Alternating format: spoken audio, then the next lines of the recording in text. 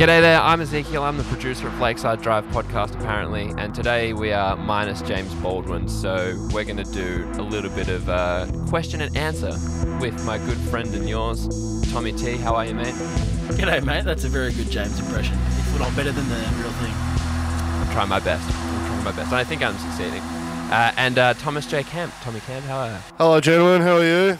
Excellent intro, Zeke. I'm very impressed, mate. It's good to see we've got your good mug on the camera for everyone on YouTube land. That's cool too.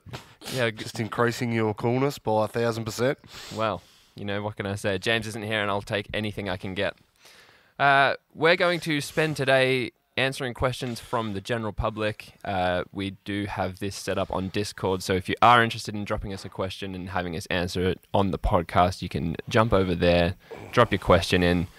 It can be about F1, obviously, or it can also be about anything else, as we're about to find out. Gentlemen, we're going to jump in, and I still haven't even picked the first question, so let's start off with a nice, easy one.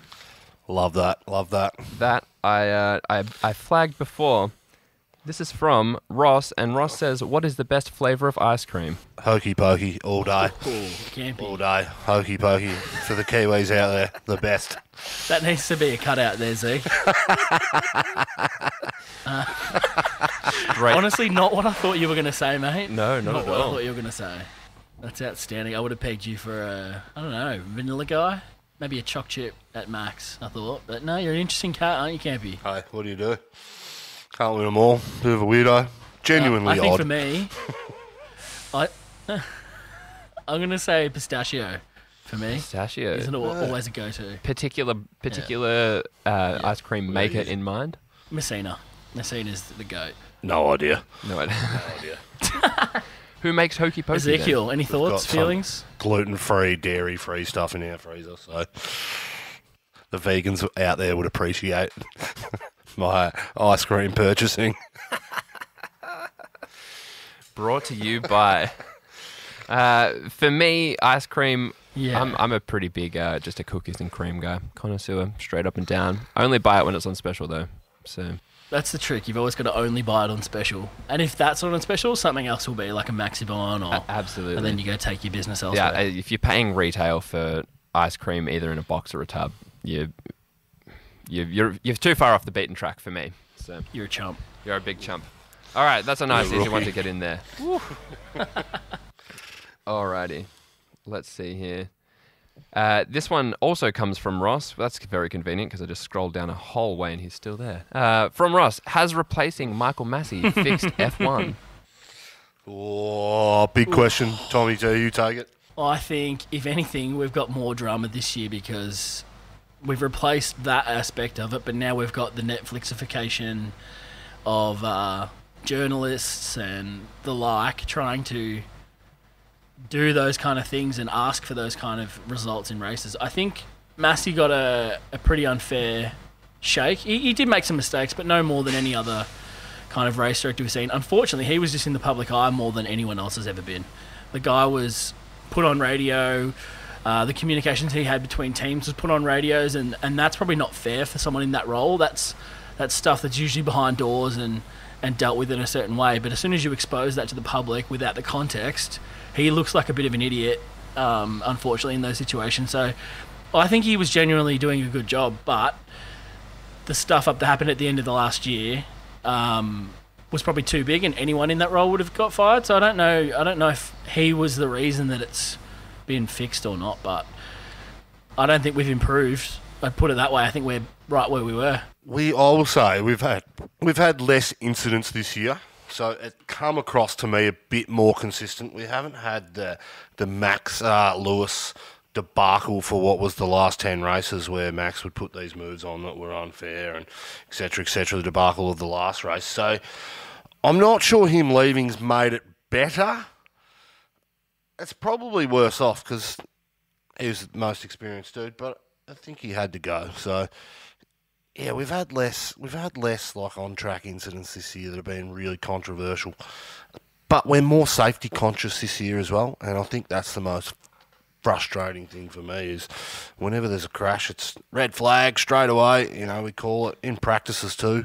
I mean, back in the day, they just used to leave cars on the side of the bloody pit straight. It was excellent. But we're not there anymore. We have to change and evolve because, unfortunately, accidents happen. And when accidents happen, they highlight the need for fluke accidents. So you do this enough and things happen. But, yeah, I don't think it's been worse. But, yeah, I'd like to have him back, I think, in hindsight. It'd be interesting to see if we could hear the radio this year like we did last year of the current race directors, because it's shared by 3 people, I think, Campy, and a rotating gambit of drivers and the like kind of running these race weekends. So it's almost done by committee now, which somehow seems to be worse, in my opinion, because at least you had consistency of one human being within themselves. Now you're leaving it up to interpretation of many different people in many different locations, different languages, different countries that you're operating in. Like, it was nice to have the consistency of one human being, I would have said.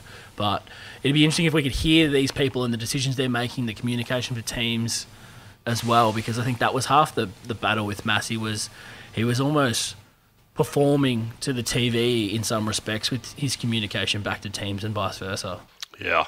They definitely threw him under the bus. I think they probably had to throw him under the bus. But, yeah, look, it's not something we've talked about a lot this year either, though, right? You know? No. But I'd love to have a chat with him. Which is a good thing. I'd love to have a chat with him. He'd have an NDA, a non-disclosure agreement, the size of the moon, I would suggest, and he's probably not allowed to talk about it publicly for the rest of his life, but it would be good to get his perspective, but unfortunately, the way the world works these days, we're just not going to. But anyway, great question. Very great question. Thank you, Ross. 2 hard hitters from Ross right off the top, so we'll see where he takes us from here. Next question we have coming from Upshift1, no T, just Upshift. On Discord, and they want to know where do you see the Williams and Albon partnership going on the long term? He's got some credit. He's got some stock in F1 at the moment. It's interesting that drivers can take years off when they're young and they get seats again. As I said, when he was at AlphaTauri, he deserved to get that spot when he replaced Gasly. Unfortunately, he's coming up against Max Verstappen, and every driver that's come up against Max Verstappen, other than DR, hasn't performed the way the team wanted to. For them to sit out and then get back into F1 suggests that he must have some credits and people like him. I know he was the sim driver for a year with Red Bull as well, so he brings some IP across, which is actually a big factor in drivers moving teams. Look, I think he'll be the lead driver for Williams for another couple of years.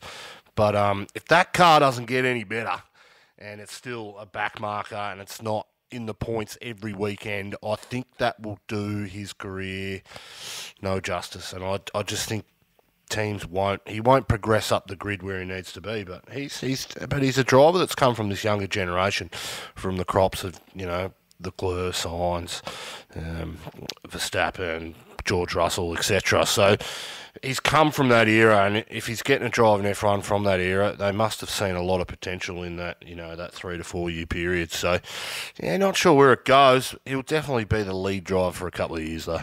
Yeah, I think Kevy's spot on. I think he'll see out these regulations, I would have thought, until we get to those new engines. It makes sense. He's done nothing wrong, you would say, since he's come back. He's done nothing but show that car has some potential, and he's found it when he can. He's a nice character from all accounts. Everyone really likes him around the paddock, so that goes for something, apparently. Considering there are so many unlikable people who are cashed up and decent drivers, you'd rather have the nice ones who are good for culture and morale around, especially when he's still so young and got so much potential. I think it goes to his benefit, having sat out for however long he did and still remain positive and helpful in those situations. It'd be quite easy to be jaded and come back and dismissive. So I think it's almost a test for those drivers that do get sat on the bench for a year when they're young, how they respond. You look at someone like Nick De Vries and how he's handled it. He's gone and won a Formula E championship. He's been a reserve driver for half the grid. He's done really well, and he's got his opportunity finally, and hopefully that turns into a full-time seat. But you could be very dismissive and like, stuff this, I'm going to go do a different formula and never come back. Like, I'm done. I've given up on my Formula One dream. So I think he's the right kind of character, and he's the kind of person that you want to give a chance to, because I'd rather see someone like him in there than another pay driver from wherever.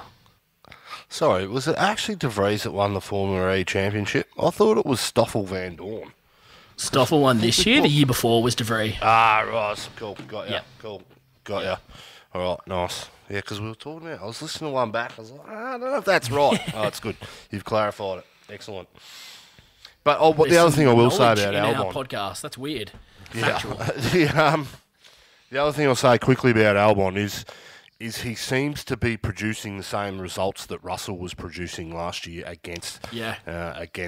So, not that I want to compare the 2 years, because they're different cars, different regulations. But if he's got that sizable gap over Latifi this year, I'd suggest that maybe a possibility that he's sort of on par with the George Russell type. So that could put him in good stock too. Not that I love comparing drivers from different years and cars and who's raced each other, but that could be a good thing that people are looking at too. So Fabulous stuff. Thank you, Upshift 1. No T again. Dylan C 533. With all the talks of races being removed or added, what tracks do you think are must-haves, and what new ones would you like to see? All right, you take this one, Campy. There's 5 that can't move, eh? Melbourne can't move. It's an excellent spectacle. I've said it before. In Formula One terms, there is 3 races. The 3 M's. There's Melbourne, Monaco, and Montreal. They're the 3 that can't go anywhere. Monza will not go anywhere either. Spa should not go anywhere. I like Singapore as a night race, but I'd put Japan before that. I think they're the most iconic sort of drivers. Not that Melbourne's a drivers track, but as an event, and F1 is so much more than just racing on the track. It's an event, and there's a whole lot of culture that comes with it. We in Melbourne, we're lucky. We are the sporting capital of the world, and to host an event like that's excellent. So, but the other tracks I mentioned, they are, some of those corners like 130R at Japan, like these corners have a reverence about them when people talk about them. Doesn't matter what categories racing they're there. So that'd be the 5 for me. The other thing I will say, we've got new tracks coming up now. I'm not a big fan of any of the new tracks other than Kota that have probably been built in the last decade. That is a great track. But, I mean, Miami for me wasn't a good one. Paul Ricard's a dud. Yep. I mean, as tracks, they're just boring tracks. Look at, Baku. Baku's good. I mean, Sochi I'm talking about. I really enjoy Baku. Yeah. Yeah, Baku's great. Sorry, it was Sochi I was thinking of. These newly designed F1 tracks, I just don't think we've got the cars. The cars are not at the pinnacle of what those race tracks can produce, and unless we get cars that are a hell of a lot faster, you can, go through the corners faster than what we are now. We're not ever going to see the limits of them. Unlike those Japans and the Monzas, we're maxed out on those. So I'd like to see a revolving. What about your Brazils or Mexico? I think both of those are quite interesting for me. I'd probably tend to go Brazil. Yeah, I think Brazil's a pretty too. interesting track for me. Yeah. Silverstone, got to keep Silverstone. Yep. So we're already getting to 10 kind of keepers. The ones that we can probably ditch, I think we've said Paul Ricard. That's a dud. Yep. I haven't been loving Imola. I don't think that's a great track, especially with current regs. It's quite tight and it's really hard. It's probably you're right. It's just harder for racing. We didn't go to China this year. Is that somewhere you'd want to go back to that quickly, Campy? Typically a pretty boring race, other than Sector 1 looks good because of the big circle that doubles back on itself. You sort of do almost a 360 and then a 270. I mean, Sector 1's good, but it doesn't produce great racing over a whole track. You'd probably get rid of that. And then, where else have we got? Unfortunately, all the Middle East kind of tracks are pretty subpar, just kind of parking lots that have just been turned into racetracks. They're pretty boring. Jeddah hasn't done much Yeah. for me. I don't want to go back to Yas Marina. That is a dud. Even with the fixes, it's been a dud.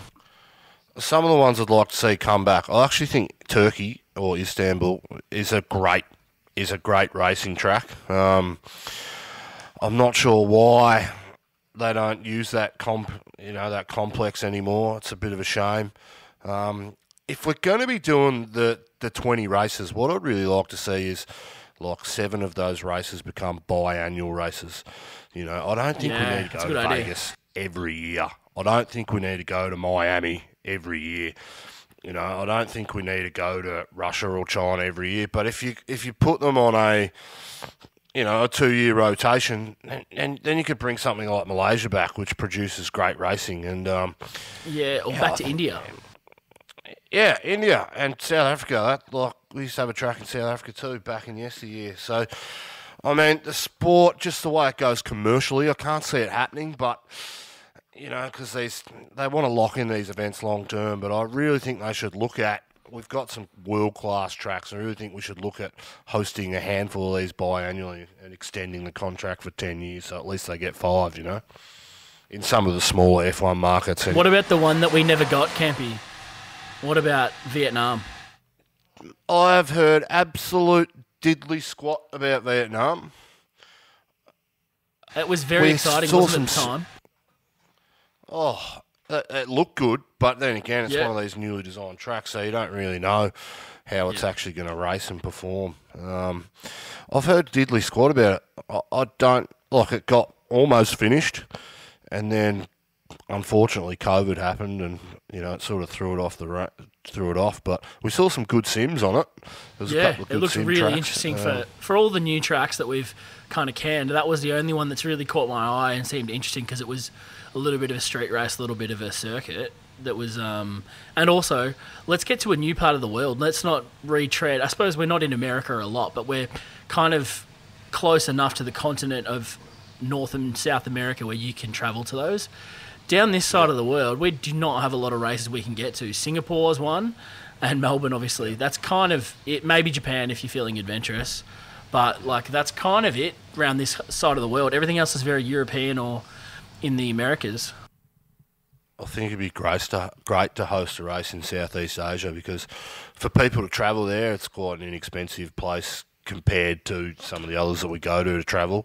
You get to see a cracking Grand Prix, but Southeast Asia is a great place to travel on a relatively small budget too. And I'd like to see F1 sort of look at that space as well, not just these. $3,000 for a ticket at Miami. F1's good, but it ain't worth $3,000 at Miami. No. The track. It's frustrating that happens, but that's the reality of the commercialisation of this sport. And Stefano Domenicali, the new head of F1 or Liberty Media, what it is, he's got a view for what F1 should be and where it goes in the future, and unfortunately it's just going to get more inaccessible for the average fans out there. So it's a bit of a shame, but some cracking tracks. You'd hate to see some of those ones that we mentioned go as well. If we get to a point where they're starting to get rid of these iconic tracks because they can have another car park in the middle of nowhere that's going to pay more money, you'd be very disappointed as an F1 fan, I can tell you that. Yeah, let's look at Spa this year. They only signed the extension of the race next year the day before the event. Now, there was obviously some rumblings in the conversations that the media got hold of about why Spa not renewing its contract. But for the average Joe, when you speak to most people, what's your favourite track? 9 times out of 10, they're going to say Spa, just because it's picturesque, it's beautiful, it's fast. Eau Rouge is a view in itself. I don't understand. I can understand from a business point of view that it may not make the most money for the sport, and it may economically not be the best opportunity for the sport. But why on earth would you want to get rid of a track like that? For me, that is just money becoming the overriding factor and paying no respect to the history of the sport, what the fans want, and where the sport's going. There's a real disconnect to me, it seems, at the head of it. And it's a shame that a track like that. And Silverstone's had some issues in the last few years as well, and they've been financial. I know the government had to kick in a bit over there to make it happen, but hey, it's worth its weight in gold for governments to pump money to these events because what it does to the local economy.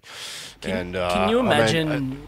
Can you imagine like the Boxing Day test going to whatever it's Marvel Stadium because they decide to pay more money for it and not be at the MCG? That would be insane, and that's kind of what we're talking about here, right? Yeah, that's just wild. utter stupidity from the top. But we need to get some. Yeah. I think the fans have got some good representation, and I think most of the paddock knows as well. Most of the paddock wants to go to places like Spa. And imagine having all the F1's teams based 20 kilometres down the road from Silverstone and it not being there. You know, for whatever reason.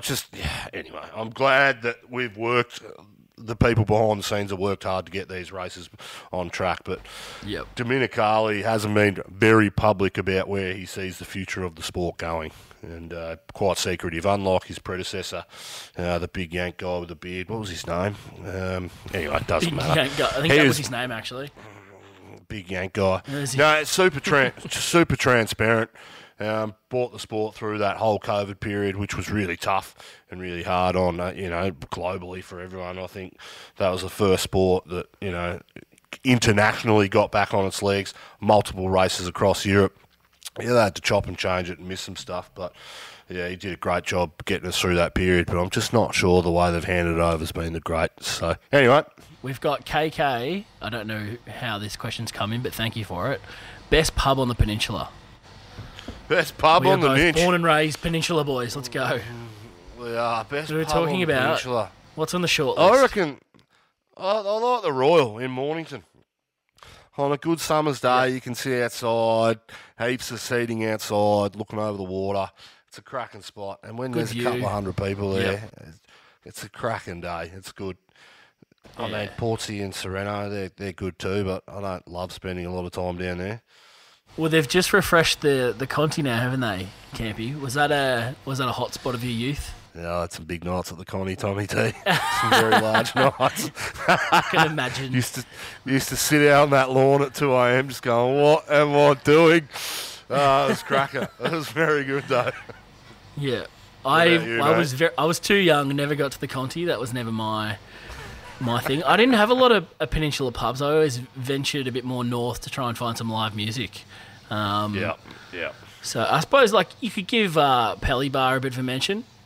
Yourself, you've played there. You've played the Pelly Bar a few times. It's a bit of 100 times. Bit of a spot there, isn't it? But I think as like Peninsula kids, you're always trying to get off the Peninsula because you were living there all the time. You're always like, can we go to the city? Can we go see some real music or go to a real pub? The SB before they redid it was always fun. Yeah, the old band room downstairs good up in town too. The Tote, yeah, we've just gone off topic here, haven't we, Zeke? We've just gone best pubs in the Mornington Peninsula, all the way to all of Victoria. Mate, you got to let it happen. Great question. The people want to know about the pubs, and frankly, so do I. So it's true. What do you think, Ezekiel? Have you got a favourite pub? We'll go all of Victoria now because you weren't a Suki Lounge, great music venue. I do love Suki. I've been to and played at Suki and drank at Suki many times. And I just love being up in the mountains. So any opportunity to be up in the mountain is, always a bloody delight. And beyond that, oh God, you always get a few friendly characters up there as well. Friendly and then some, mate. You get a couple of like people you walk outside of Suki at 12:30 in the morning, and you're not sure if you're going to get stabbed, offered drugs, other kinds of things that happen up there. It could be one. It could be all three. Very interesting cats up there. Yep. We'll get back to our Team Radio episode in just a moment. But before we do, I want to tell you a little bit about NordVPN, our sponsor for this show. As you've heard for the last couple of weeks, NordVPN really is an awesome product. And we say that because we actually use it ourselves. I've been using this for over 2 years already. Now, NordVPN allows you to unlock region-locked content. So if you're bored with your US Netflix or your Australian Netflix and you want to watch something else, then you can absolutely do that. grab NordVPN, download it, change the region that you want to watch the content in, and will all happen for you. And the best part is it's all risk-free. So not only will you get 2 years at a heavily discounted rate plus 4 months, you can get 30 days absolutely risk-free and get your money back if you don't like it. So if you like camping and you think, oh, actually, I'm umming about everything, I don't really know if I can commit to swimming or whatever this is called, then in 30 days' time, you can ask for your money back, get a full refund, pretend like it's never happened. Go to nordvpn.com/Lakeside Drive right now to get that deal. The link is in the description below. Now let's get back to the podcast. Tommy, tell you quickly, Danny Rick. Oh, Yes. Danny Rick to Mercedes, mate. What are you thinking? Year off as a. What are your thoughts on that?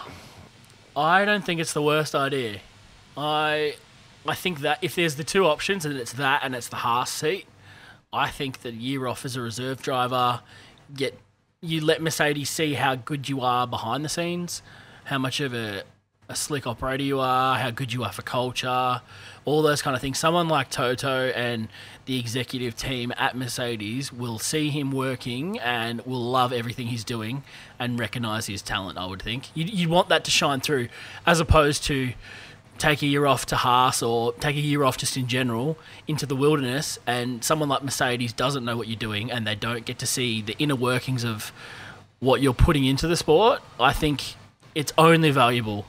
And I think a year off as a reserve driver at Mercedes actually carries more clout maybe in the industry than it would going to take a drive at Haas or other.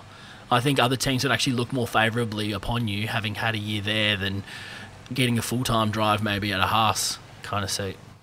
Yeah. Yeah, look, I would suggest that if that is going to be the case and he goes to Mercedes as a reserve driver, he needs to get some guaranteed seat time in practice sessions or testing sessions.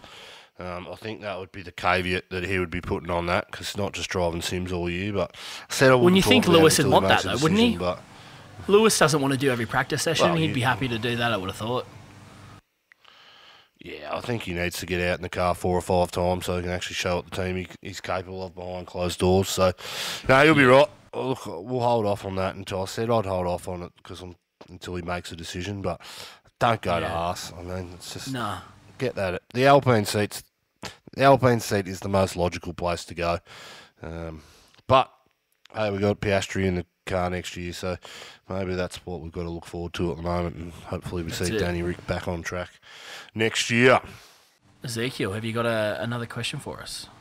You know what? I do have another question for you, and the question comes from Black F1 and on Discord. And the question is, can we discuss F1's youth obsession? Every team is looking for the next Max or Lewis, but there is still clearly a place for older, very skillful drivers, as we saw on the weekend with De Vries. We all want to believe Daniel Ricciardo is still very good, and K-Mag proved it earlier this year too. How do the F1 teams get out of the mindset of we either need a young gun, a former world champ, or a billionaire's son as a driver? It's a great question, isn't it? I think the youth obsession is because in the past that's where we have found those transcendent stars like a Max, like a Lewis. Those kind of drivers have come from these 17-year-old kids that were plucked from formulas early. So I feel like everyone's trying to do that and replicate that model. Unfortunately, it seems like they're picking people who aren't quite of that mould, and those people are quite unique. Like Max Verstappen is like one of those generational drivers that we probably won't see again for a while. I think the better option is actually letting them prove themselves in those junior formulas, let them come through, transition correctly, as opposed to trying to pluck them early and go, look at us, we picked this early and we're going to foster this talent. Because more often than not, they actually ruin the talent, because we've seen, say, Red Bull, their junior program is decimated at the moment because they just run through that talent and require too much of them too early, maybe put them in situations that they're not quite ready for because they haven't had the racing underneath them. Whereas someone like a Max or a Lewis has actually adapted quite well in those situations. Not everyone can, and not everyone should be able to do that. These guys are unbelievable. So I think you've actually potentially ruined some talent, say like a Gasly, like a Sainz, like a Kvyat, those kind of drivers that were coming through weren't given a real opportunity because they were thrown in the big seat and told figure it out like Max does, and that's not really a fair representation of how it should be. What do you think, Campy? Yeah, look, trends in motorsport and trends in sport are a thing, right? Once Red Bull pulled the trigger on Max Verstappen at 17 or whatever it was, they decided, the whole grid decided that, hey, these young kids can be competitive. I think Max was the exception to the rule, but that's a trend. It's a real thing. It will have I've spoken about this extensively. It has a flow-on effect that meant there was a whole lot of drivers in that Jolie and Palmer era that didn't get their chance because they went so young, and there was some billionaire kids come in to get drives as well. I think there will be a follow-on effect, and I think we're starting to see that at the moment. I don't think the young talent is there at the moment, and the guys that have missed out in the last 5 or 6 years haven't, mate. They weren't the cream of the crop when they were racing guys like Max and Charles and et cetera, these young guys on the grid. So we are now at the point where we're starting to see the tipping point where teams are actually going to go, we're going to look outside the box because they don't think the younger talent is there and it's not as good as what's on the grid. That's why we're talking about Colton Herters. That's why K-Mag comes back. That's why Hulkenberg's been thrown in the ring again. Been out of a drive for a couple of years because teams are actually putting the brakes on that. So we are seeing a flow-on effect. And I hate to think what's going to happen to, your Leclercs, your Russells and your Sainz is they've got their chance in the big team at the moment. But if Max goes on to win 4 or 5 championships on the trot, these top teams are going to cut these guys by the time they're 27 and 28, which is traditionally when you've been in your world championship window. And they'll be out of the sport. Maybe not out of drives, but they'll be definitely out of contention for the World Championship just because they've been in so young. Yes, they bring experience and they may have another 10 years in them, but at 27, 28, being in those top teams, you only get a 3 or 4 year chance in those top teams to win World Championships. And if they don't, because Max is so dominant, teams will start to look elsewhere and they could find themselves out of the sport at, 27, 28. And that could be a scary thing for some of those drivers because they're all not going to have 20, 25-year careers. Most of them will get maybe 10 or 11 because they were brought in so young. But that cutoff age is going to come in the new regs 2026. So it could be interesting to see how that plays out. Excellent. Thank you very much. LBS on Discord. When will we see Campy make the Trans-Tasman Sea swim from Sydney to Auckland? That's a fair swim, isn't it? Oh, jeez. Well, LBS, thanks for your trolling, mate. I very much appreciate it. And I think all Have you been rolling the arm over lately, Campy? So. I have, mate. I've been back in the pool, so we're going all right. I mean, when you say I swim... Are you seeing young Picto down at the pool? Young Shawnee? Have you been seeing Shawnee down at the pool? Yeah. No, he's down in Rosebud. That's where he's been swimming, not down the Sting. He's too early for you as well, isn't he? Oh, you're down at the Sting. I'm down at the Sting. So, look, when I say swim, it envisions something that, swimming like you'd see at the Olympics. I'm not quite there. I'm just all arms and legs and getting the breathing right. We're going all right, LBS. So thanks for that. That's good. For that, mate. Really appreciate it. Love it. I will meet you and punch you one day. Consider this your final warning, LBS. Any day now. Yeah. That's exactly what he wants to do. He's looking for a rise. He is. Thank you, LBS.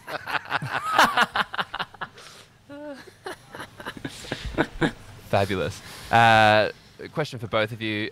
Greatest of all time team principal / owner? One or the other or both? Ooh. Team principal. Flavio. Do you want to elaborate on that any, or that's enough? Oh, what a character.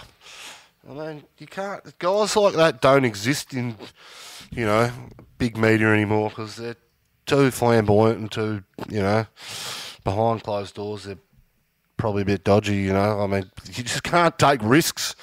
Companies can't take risk on guys like that anymore, but definitely a character. Weber loves him. Says he's the most loyal dude he's been with. But flamboyant's got a presence about him. He's on the grid recently, I believe. We had a couple of he had a 2-minute interview on the grid walk with Brundle, which was good. But he's still as fake tanned as ever, and looks, that shocking white hair slicked back with, receding a bit like yours, Tommy. Hey, I'm making it work today. Trying to sweep it over. Bit of comb over. That's good. We're all part of that club, mate. Don't act like we're not. I just don't wear beanies.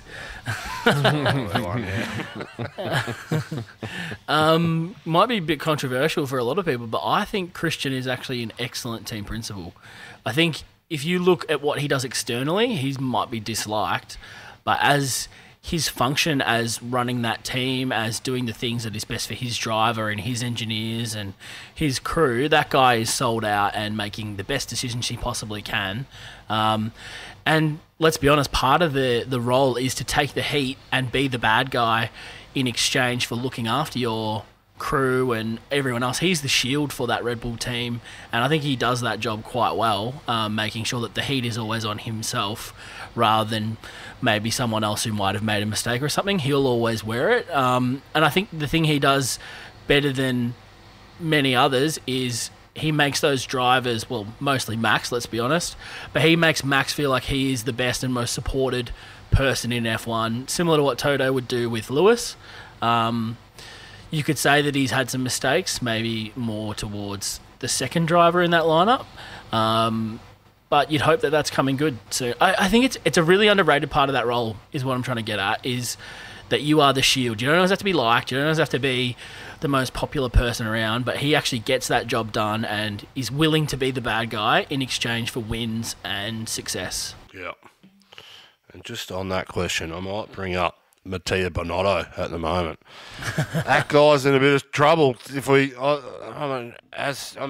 The rumblings at Ferrari are starting to happen, and this is just normal Ferrari BS that rolls around every 4 or 5 years when it comes to team principals. I can't remember the last guy's name. Always forget it. I'm looking at his face, but we're starting to hear the rumblings about Binotto's not doing the job. Now, we gave him all the credit because he wiped off the last couple of years, and he inherited a team which was not in great shape. They went down some design flaws. But this was the year that we were going to judge him, and it started off fantastic. But as the year's gone on, they haven't got it right. I don't think they'll be second in the Constructors' Championship this year. So I think it's not now, but the rumblings within Ferrari are starting to happen, and we've heard some commentary on it, and that comes from somewhere when we start ousting team principals at Ferrari. So I would suggest he finishes out the year, they give him another shot next year, but he could be gone halfway through the season if he's not getting the results that the team wants. And a new team principal will come in, and he will be told, you need to perform, and we're going to give you the reins over next year's car and design-wise, and take it to where you think you can take it. But unless Binotto starts getting the results that the team wants, then he could be in a bit of strife, I'd suggest. We're starting to hear some rumours. So, is there anyone in that Ferrari family or past kind of drivers, executives that you can see stepping into that role? Because I can't think of anyone that isn't currently doing FIA work or something. They've all kind of taken kind of more other jobs in F1, and I don't know if there's any logical person I can think of top of my head to take that Ferrari top seat. No, I'd love Gunther to take it, but that'd be great, wouldn't it? The reality is it probably won't happen. Ferrari's they're a political nightmare, those things, and you've got to play your cards right. There'll be someone in that team, I'm not sure who it is, which will be starting to play the politics game behind closed doors. A few knives in the back here and there that'll be working their angles to get that job. I'm not sure who it is, but there'll be someone within the organisation. I think Ferrari probably needs to look outside of it, and they need the best guys on the grid.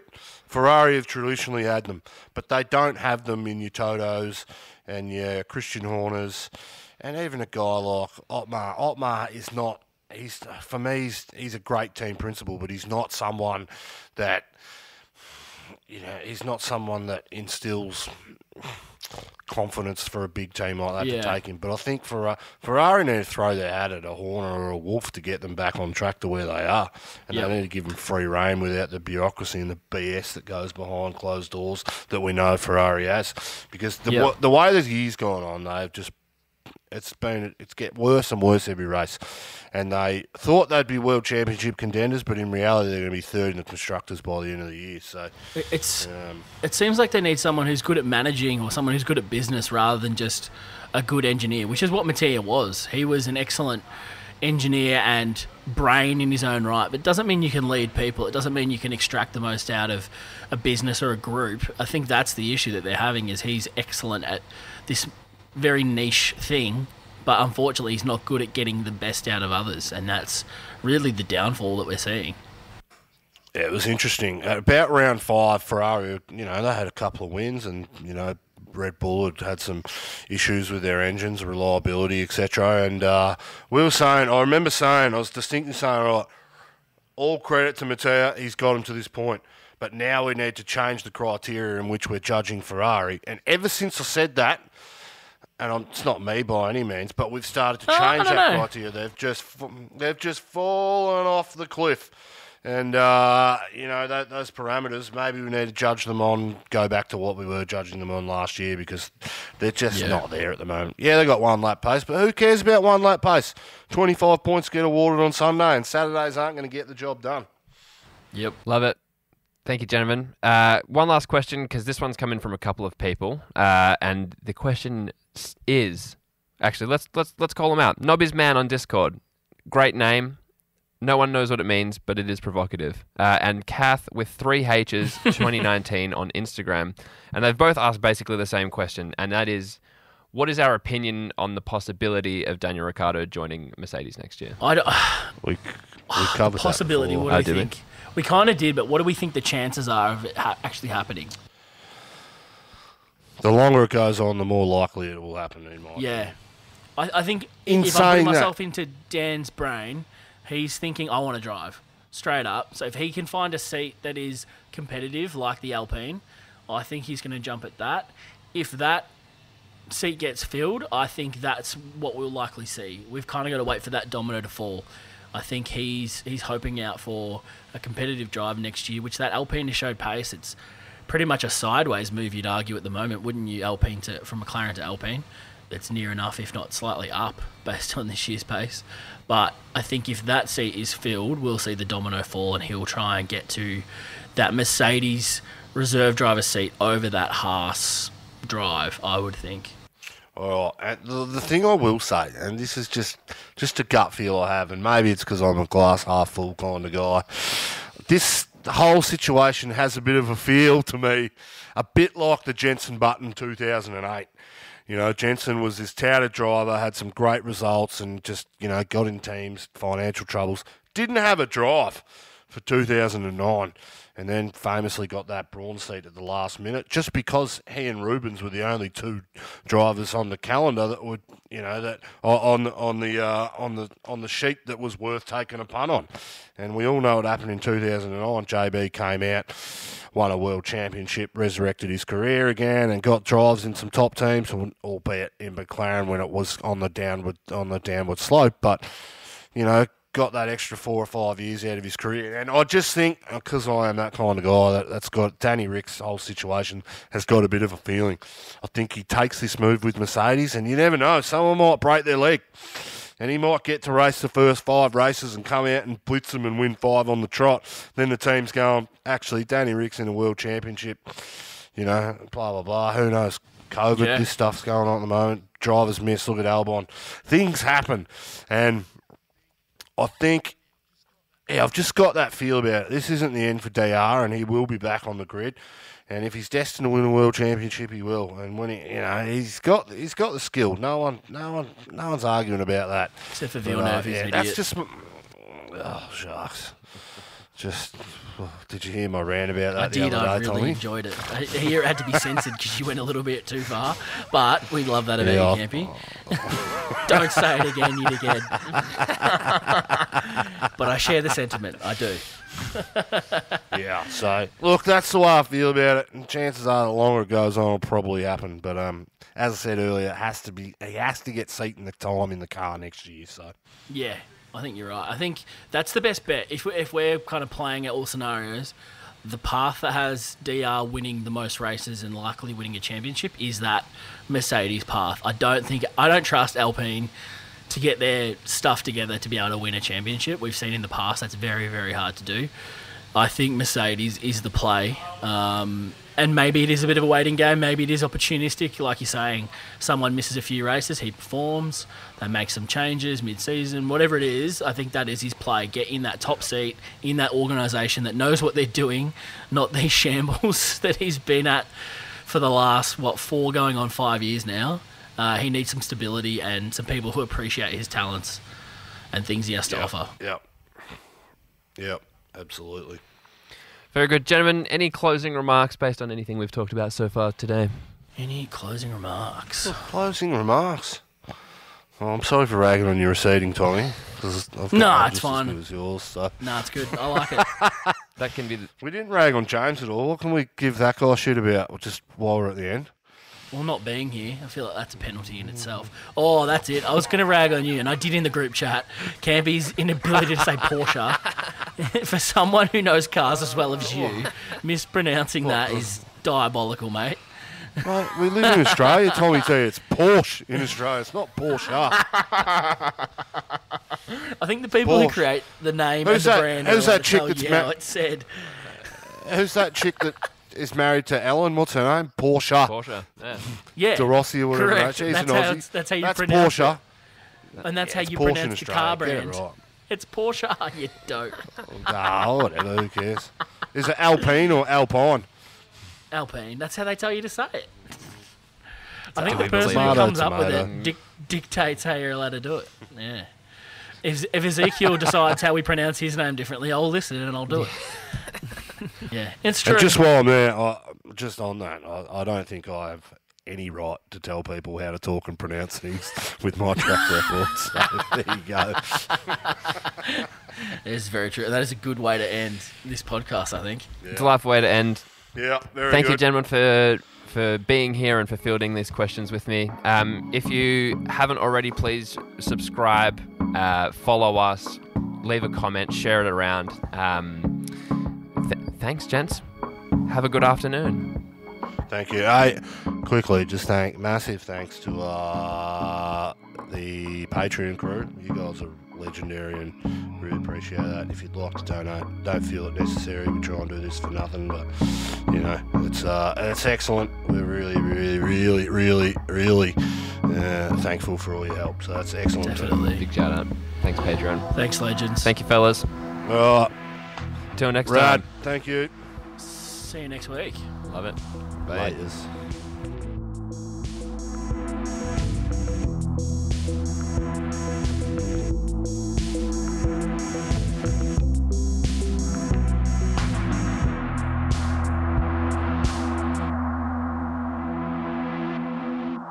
Hokey pokey all day. Campy. All day. Hokey pokey. For the Kiwis out there, the best.